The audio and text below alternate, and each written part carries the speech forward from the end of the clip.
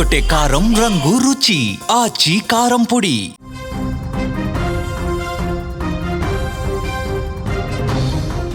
చిత్తూరు జిల్లా కుప్పం నియోజకవర్గం పరిధిలో ఏనుగుల దాడి కారణంగా మరో విషాదం చోటు చేసుకుంది.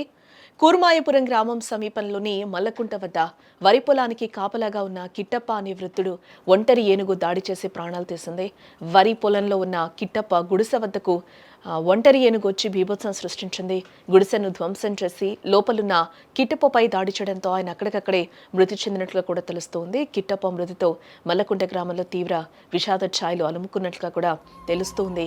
గత నెల రోజులుగా ఈ ప్రాంతంలో ఏనుగులు గుంపులుగా ఒంటరిగా సంచరిస్తూ ఉన్నాయని, వాటి దాడిలో ఒక వృద్ధుడు మృతి చెందాడు. ముఖ్యంగా తమిళనాడు నుంచి విడిపోయిన 6 ఏనుగుల గుంపులో ఈ ఒంటరి ఏనుగు గత నెల రోజులుగా ఆంధ్ర తమిళనాడు సరిహద్దు ప్రాంతాల్లో భయంకరంగా తిరుగుతోందని గ్రామస్తులు కూడా ఆందోళన వ్యక్తం చేస్తూ ఉన్నారు. మల్లకుంట గ్రామ పొలిమేర్లలో ఏనుగుల సంచారంపై అటవీశాఖ అధికారులకు పలుమార్లు ఫిర్యాదు చేసినప్పటికీ వారేమాత్రం పట్టించుకోలేదని గ్రామస్తులు తీవ్రంగా ఆరోపిస్తూ ఉన్నారు.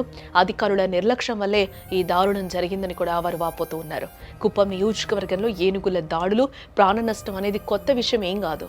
ఏళ్లుగా సరిహద్దు గ్రామాల్లో వణికిస్తున్న ఈ ఏనుగుల బెడద ఒక శాశ్వత సమస్యగా మారిపోయింది.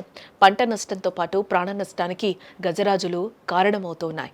అటవీశాఖ అధికారులు వెంటనే స్పందించి తాజాగా బీభత్సం సృష్టిస్తున్న ఏనుగును అదుపులోకి తీసుకొని తమకు రక్షణ కల్పించాలని కూడా గ్రామస్తులు, స్థానికులు వేడుకుంటూ ఉన్నారు.